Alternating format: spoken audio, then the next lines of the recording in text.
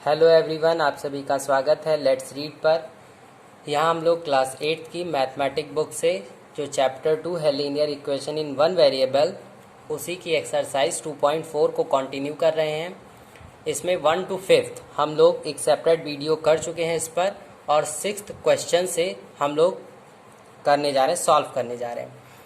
तो क्वेश्चन जो है हमारा वो कह रहा है there is a narrow rectangular plot reserved for a school. एक रेक्टेंगुलर प्लॉट है जो किसी स्कूल के बनाने के लिए प्रस्तावित है। इन माउली विलेज में लेंथ और ब्रेथ की जो रेशियो है उस रेक्टेंगुलर प्लॉट की वो दी हुई है 11:4, और उसके किनारे किनारे हमको क्या करवानी है, फेंसिंग करवानी, जैसे तार लगवाना हो गया ये सब। तो 100 रुपये पर मीटर के हिसाब से करवाना है। तो विलेज की जो पंचायत है उसने टोटल 75,000 रुपये दिए हैं फेंसिंग के। तो इससे आपको ये पता लगाना है कि जो रेशियो में इसके डायमेंशन दिए हैं उसकी ओरिजिनल डायमेंशन है कितनी।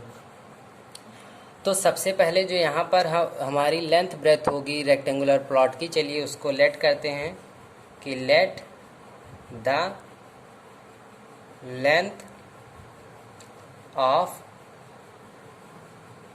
Rectangular plot is 11x। जो उसकी रेक्टेंगुलर प्लॉट की लेंथ है वो 11x है। रेशियो दिया हुआ था। रेशियो कभी भी लेंथ में नहीं लिया जाता। क्यों? क्योंकि जो रेशियो होता है वो सिंपलेस्ट फॉर्म में होता है, उसमें कोई कांस्टेंट रहता है जिससे उसको डिवाइड करके उसके सिंपलेस्ट फॉर्म में लिखा जाता है। तो इसीलिए हम मानेंगे कि जो x है जब उसको इसमें मल्टीप्लाई कर देंगे तो वो रेक्टेंगुलर प्लॉट की लेंथ बन जाएगी। ऐसे ही ब्रेथ को ले लेते हैं। Breadth of rectangular plot is 4x। ठीक है। और ये जो हमारा रेक्टेंगुलर प्लॉट है इसके अराउंड हमको क्या करवानी है, फेंसिंग करवानी है। तो आप जो देख रहे हैं जो किनारे किनारे फेंसिंग हो रहा है ये उस बाउंड्री का क्या है, इसकी बाउंड्री है रेक्टेंगल की, जो पेरीमीटर कहलाता है। तो यानी हमें पेरीमीटर का फॉर्मूला निकाल के पहले ये पता करना है कि कितना लेंथ पर फेंसिंग करवाना है। तो यहाँ पर लिख लेते हैं पेरीमीटर ऑफ रेक्टेंगल। पेरीमीटर क्या होता है रेक्टेंगल का, 2l+b। ये हो जाती है लेंथ, और एक ये लेंथ हो जाती है, एक ये ब्रेथ हो जाती है, एक ये ब्रेथ हो जाती है। तो 2l+b लेंथ भी है हमारे पास, ब्रेथ भी है हमारे पास। वैल्यू रख देते हैं 2, 11x + 4x क्या हो जाएगा, 2 × 15x। आंसर क्या आएगा, 30x। 30x इस पूरे रेक्टेंगुलर प्लॉट का पेरीमीटर आ गया। और जो उसकी फेंसिंग का रेट है वो 100 रुपीज़ पर मीटर है, यानी इतने मीटर हमको करवाना है और 1 मीटर का 100 रुपये देना है। तो 30x मीटर का कितना देना पड़ेगा, इसको पूरा 100 से कर देते हैं मल्टीप्लाई। तो हमारा आ जाएगा 3000x। ये रुपीज़ है, जितना रुपीज़ हमें फेंसिंग में लगेगा। और उसको पूरा जो बजट है वो कितने रुपीज़ का है, लिख लेते हैं total cost of finishing fencing वो कितनी है, 75,000 ओवरऑल। तो क्या ये और ये वैल्यू इक्वल नहीं होगी, ये हमारी पेरीमीटर से निकाली गई जो वैल्यू है रुपीज़ में, और ये जो दिया गया है, तो ये दोनों वैल्यू हो जाएगी equal. 3000x is equal to 75,000। 3000 से दोनों तरफ कर दीजिए डिवाइड। जब दोनों तरफ डिवाइड कर देंगे ये 3000 से 3000 कैंसिल, और एक जीरो से एक जीरो, ये तीनों जीरो कैंसिल आउट हो जाएंगे। और 75 3 से जब डिवाइड करेंगे तो आएगा 25। जो x की वैल्यू है वो 25 है। x एक ऐसा कांस्टेंट था जिससे जो हमारा पेरीमीटर था इस रेक्टेंगुलर प्लॉट का वो डिवाइड किया गया था, जिससे उसका रेशियो जिससे उसकी लेंथ किसमें आ गई थी, सिंपलेस्ट फॉर्म में आ गई थी। अब अगर इसी कांस्टेंट को हम इसमें मल्टीप्लाई कर दें तो हमें एग्जैक्ट लेंथ और एग्जैक्ट ब्रेथ पता चल जाएगी। तो यहाँ पर जो लेंथ आएगी वो कितनी आएगी, 11 × 25, और ब्रेथ कितनी आएगी, ब्रेथ आएगी 4 × 25। लेंथ जो बन जाएगा वो 275 मीटर बनेगा और ब्रेथ बनेगा 100 मीटर का। ये हो गया आंसर हमारा। ये क्वेश्चन नंबर 6 था। अब हम लोग सॉल्व करेंगे क्वेश्चन नंबर 7। इस क्वेश्चन में कह रहा है कि हसन को 2 कपड़े चाहिए उसके स्कूल यूनिफॉर्म के लिए। पहला है उसके शर्ट और दूसरा है उसके ट्राउज़र। दोनों उसके स्कूल में लगते हैं यूनिफॉर्म में। तो जो शर्ट मिल रही है वो 50 रुपये पर मीटर मिल रही है और जो ट्राउज़र का कपड़ा मिल रहा है वो 90 रुपीज़ पर मीटर मिल रहा है। और जो हसन है उसको कितने की ज़रूरत है? 3 मीटर अगर वो शर्ट लेता है तो उसके लिए 2 मीटर ट्राउज़र भी ज़रूरत पड़ती है। फिर वो उसको सेल करता है। तो जो शर्ट है उसको 12% के प्रॉफिट पर और जो ट्राउज़र है उसको 10% प्रॉफिट पर सेल करता है। और जितनी उसकी जो इनकम है वो आती है 36,600। तो इसमें सबसे पहले हमको एक फार्मूला लिखना है CP/SP से। तो हमें केवल SP के फार्मूले की ज़रूरत है।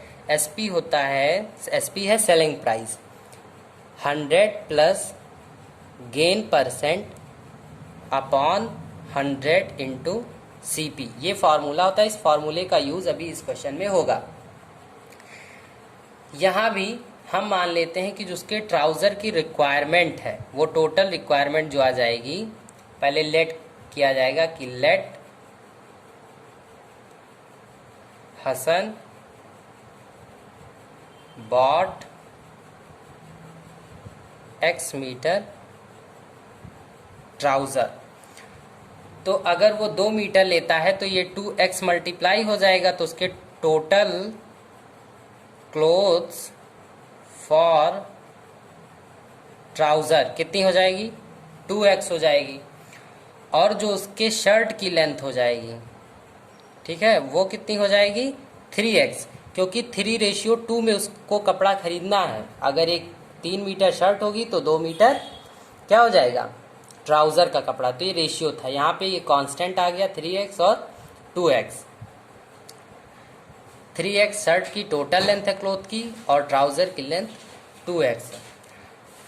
अब हमको जो ये दोनों मीटर में है, जो हमारा शर्ट का कपड़ा है वो कितने रुपीज़ का मिल रहा है? वो 50 रुपीज़ पर मीटर मिल रहा है। और ट्राउज़र कितने का मिल रहा है? 90 रुपीज़ पर मीटर। तो टोटल कॉस्ट फॉर शर्ट के लिए हमारी जो टोटल कॉस्ट पड़ेगी वो कितनी पड़ेगी? 3x into 50। आंसर आएगा 150x। और जब हम यही सेम चीज़ ट्राउज़र के लिए लिखेंगे तो ट्राउज़र के लिए 2x इंटू 90 वो आएगा 180x। अब ये आपको इतने रुपीज़ क्या करने हैं? आपने खरीदने के लिए इतने रुपीज़ दिए हैं। तो अब हम लगाएंगे सेलिंग प्राइस, क्योंकि जो क्वेश्चन है उसमें सेलिंग प्राइस दिया है जिसको हसन ने बेचा है, शर्ट और ट्राउज़र को। तो SP दोनों का लिख लेते हैं। ये SP होगा हमारा शर्ट का और एक SP होगा ट्राउज़र का।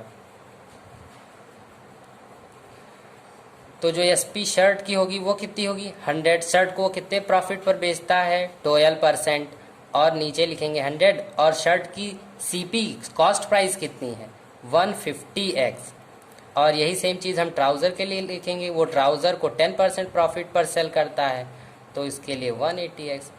अब हम जब इसको बारी बारी से सॉल्व करेंगे तो आएगा 112 अपॉन 100 इंटू 150x और ये आ जाएगा 110 अपॉन 100 इंटू 180x। इसको सॉल्व कर लेते हैं। 1 0 से 1 0 कैंसिल, यहाँ भी, यहाँ 2 0 से 2 0 ऊपर नीचे कैंसिल। और इसको 5 3 ज़ा 15, 5 2 ज़ा 10, 2 5 ज़ा 10, 2 6 ज़ा 12। इसको 56 इंटू 3x लिखेंगे और इसको लिखेंगे 11 इंटू 18x। दोनों को यहाँ हम अलग अलग सॉल्व करते हैं। तो जो शर्ट की SP आएगी वो आएगी हमारी 168x रुपीज़ में, और जो ट्राउज़र के लिए आएगा वो आएगा 198x। और इन दोनों का सम आपके क्वेश्चन में दिया हुआ है 36,600। ये दिया हुआ है क्वेश्चन में। इधर इन दोनों को हम प्लस करते हैं तो आएगा 366x इज इक्वल टू 36,600। दोनों तरफ 366 से डिवाइड कर देते हैं तो वैल्यू जो हमको x की मिल जाएगी वो मिल जाएगी 100। और 100 जैसे ही आप ट्राउज़र के लेंथ से टोटल मल्टीप्लाई करेंगे, total cloth in metre required, वो क्या हो जाएगी 2 इंटू एक्स, और x की वैल्यू क्या है 100। आंसर क्या आएगा 200 मीटर।